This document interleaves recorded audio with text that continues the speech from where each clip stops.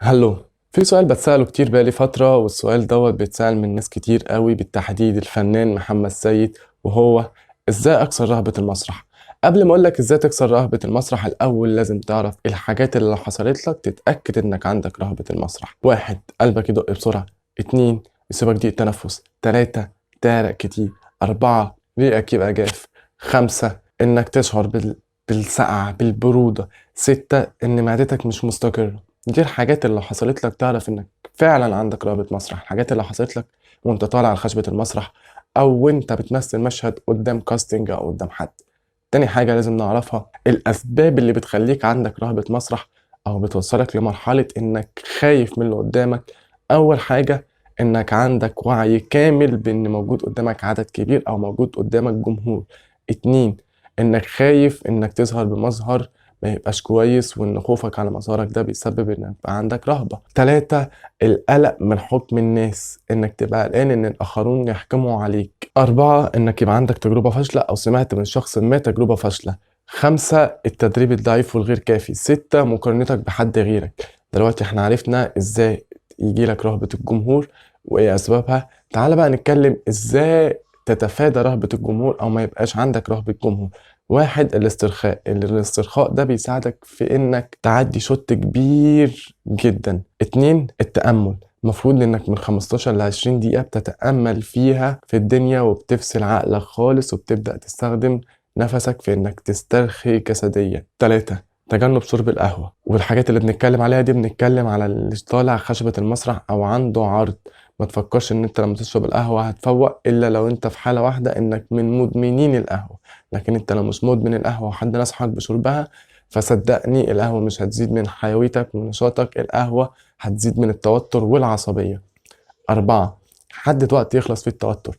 كلم نفسك وقول لنفسك أنا الساعة الفلانية التوتر هيخلص. لو مثلا العرض الساعة 7، وقعدت كلمت نفسك وقلت أنا الساعة 5 التوتر بتاعي هيخلص، وفضلت تقول لنفسك في عقلك كده، صدقني هتوصل وهيلغى التوتر في الساعة 5. لأن رهبة الجمهور أحسن علاج ليها هو إنك تعالج نفسك نفسيا. رقم 5، اضحك واتكلم مع الجمهور. قبل ما تطلع خشبة المسرح اقف مع الجمهور، اقف مع اصحابك، مع اخواتك، مع اهلك.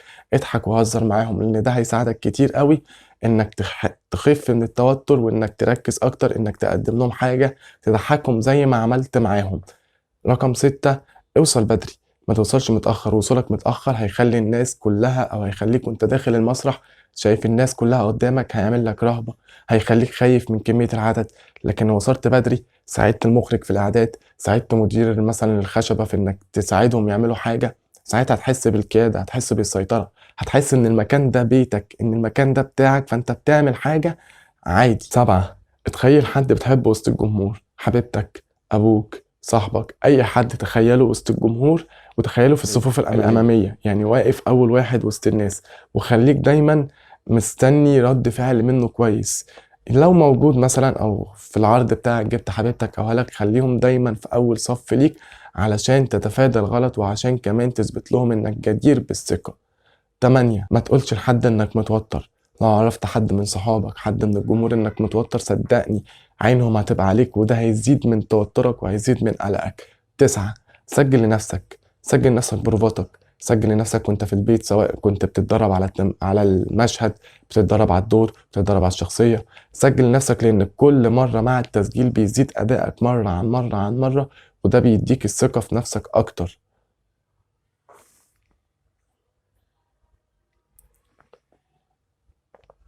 خد وقتك، خد وقتك على خشبة المسرح، ما تجريش في الكلام. بلاش رهبتك وخوفك تخليك تدخل تتكلم بسرعة بسرعة بسرعة بسرعة بسرعة، لأن الناس مش هتفهمك، وده هيمحي شخصيتك وهيأثر على زمايلك. فخد وقتك في الكلام، اتكلم بالراحة خالص، ما تشغلش بالك باللي بيحصل في الكواليس. المهم مخارج الألفاظ تبقى كويسة، واخد وقتك وانت بتتكلم. رقم 11، قبل ما تطلع خشبة المسرح كده وانت واقف وبتحضر، والمخرج بيزعق وفلان بيعمل وفلان بيسوي، اقف كده لو ل5 دقايق في وسط التخيل اللي قلناه، اللي هو من 15 ل 20 ثانية. اتخيل نفسك وانت بطل العرض. اتخيل نفسك حتى لو بدور كومبارس، انت احسن دور فيهم واحسن اداء فيهم. بل بالعكس، المخرج والممثلين والجمهور كله بيديك سوكسي، وكله بيقولك انت كنت احسن واحد في العرض ده. التخيل ده هيساعدك انك تبرز الطاقة اللي عندك، انك تطلع تأدي حاجة كويسة، وانك تبقى عندك سعي في انك تكون فعلا افضل شخص ده، وهتوصل له طول ما انت متخيل كده. رقم 12، اتقمص الشخصية كويس جدا جدا جدا. استحضر الشخصية قبل العرض، وجهز لها كل حاجة من تفاصيل، من ابعاد، من اكسسوارات، من كل حاجة تخليك في الشخصية. ونصيحتي، حاول تمسك الشخصية قبلها بفترة. حاول يعني لو العرض مثلا النهاردة، قبلها باسبوع معاك الملابس، معاك الاكسسوارات، معاك كل حاجة، ماسك الشخصية بدري وعارف تعمل الشخصية قبل ليلة العرض. بلاش تخلي الحاجة متحضرة ليلة العرض، لأن ممكن يحصل دروب أو مفاجآت تخليك أنت ذات نفسك مش قادر تعمل الكاركتر كويس.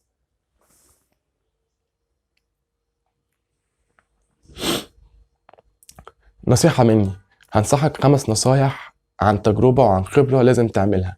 1، اوعى تبص للجمهور.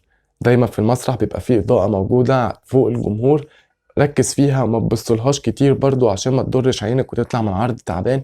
بص فيها فترة لحد ما تبدأ تحس ان عينك خدت طابع اللون الابيض، فابتدي بص للجمهور او بص في نقطة ما ورا الجمهور. واقرب نقطة ليك بتبقى ورا الجمهور، يا غرفة السينوغرافيا يا اما الباب، فبص للاتنين دول. ما تبصش في وش الناس، ما تستناش تعابير منهم او رياكشن منهم. انت بتمثل عشان انت بتحب التمثيل، مش عشان رأي الناس. رقم 2، ابدأ بالتدريب مع أصحابك. لو أهلك مش بيساعدوك إنك تتدرب في البيت، ابدأ بالتدريب مرة واتنين وتلاتة وأربعة، وكل مرة كتر الجمهور. ولو مش بتتدرب مثلا قدامهم، ما عندكش المقدرة على كده، صور البروفات زي ما قلنا، أو صور نفسك وأنت بتتدرب، وابدأ خد رأي واحد واتنين وتلاتة وأربعة وخمسة. كتر الآراء الإيجابية بيساعدك إنك تعمل أكتر وأكتر وأكتر وأكتر. رقم 3، من الطبيعي انك تخاف، فصدقني انت لو ما خفتش انا هقول عليك مش بني ادم، انت من عالم تاني. لازم تخاف. الخوف طبيعي على خشبة المسرح، بس التوتر والخوف الغير طبيعي ده اللي مش حاجة كويسة. انا ممكن انا شخصيا اطلع على خشبة المسرح ابقى خايف وقلقان، بس خايف وقلقان وانا بأدي وبعمل للأحسن، مش خايف وقلقان ومش هطلع عشان خايف وقلقان.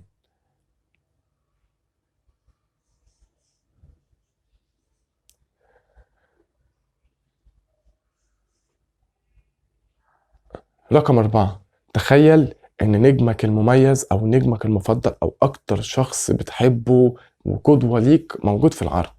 يعني زي مثلا لو أنا نجمي المفضل أحمد السقا، هتخيل في ليلة العرض إن أحمد السقا موجود في الجمهور، وهحاول وأنا في فترة الاسترخاء اللي قلنا عليها من 15 ل 20 دقيقة، بتخيل إن هو موجود في الصفوف الأمامية، وقاعد في أقرب الناس كمان جنب الشخص العزيز عليا، وعايز أعمل حاجة قدامه تثبت إن أنا فعلا كويس.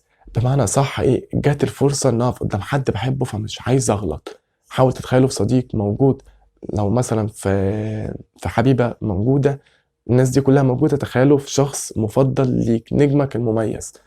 رقم 5 وآخر معلومة، لو غلطت على خشبة المسرح كمل، ما تستناش يسلمك كيو، ما تستناش تقول لا ده غلط، ما تستناش الجملة اللي بعدها، اغلط وكمل. مفيش حد في الجمهور قاعد ماسك النص بيبص ده فلان غلط، لا. انت تعلم والجمهور لا يعلم. انت عارف انك غلط وزميلك عارف انك غلط، بس الجمهور ما يعرفش. فكمل الغلط وصلحه وارجع للنص تاني علشان ما يبانش او ما حدش يحس ان انت غلط. تمام. 5 حاجات هتحذرك عنهم وهمنعك عنهم، وبلاش بلاش بلاش تحصل منك، يعني دول تحذيرات. رقم 1، اتأكد انك دخلت الحمام قبل ما تطلع خشبة المسرح، لان كارثة حرفيا لو اتزنقت في الحمام وانت على خشبة المسرح. 2، ما ينفعش تاكل قبل العرض ولا تتقل قبل العرض، لان ده هيحسسك بالغثيان انك عايز ترجع، وبيهمد كمان الطاقة بتاعتك وبيخليك تقيل. رقم 3،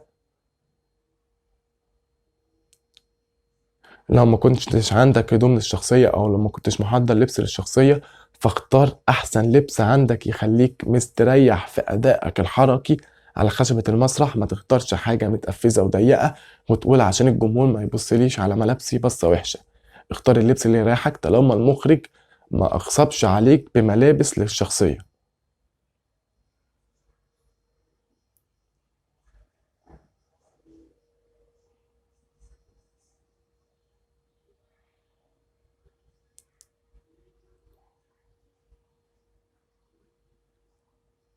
4. حاول على قد ما تقدر تمسك مفاتيح أكتر للشخصية عشان تبين نفسك أكتر على خشبة المسرح. أنا لو طالع بجملة واحدة على خشبة المسرح وعايز أقولها بأكتر من طريقة أو بأكتر من شكل، همسك لها أكتر من مفتاح، همسك كذا بعد للشخصية عشان أقدر أطلعها كويس. وحاول على قد ما تقدر، وده تحذير، ما تتكلمش بسرعة. ما بقاش داخل على خشبة المسرح مثلا عايز أقول السلام عليكم، أخش أقول السلام عليكم.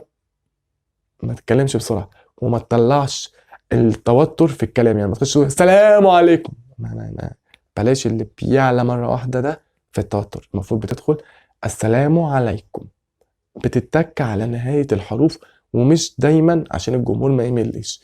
انت بتعملها في الحاجات المهمة. يعني ممكن مثلا اخش اقول السلام عليكم، انا كريم سعد. انا جريت، ما قلتش انا كريم سعد. انا ببتدي الاول بخطف الانتباه وبعد كده بكمل عادي.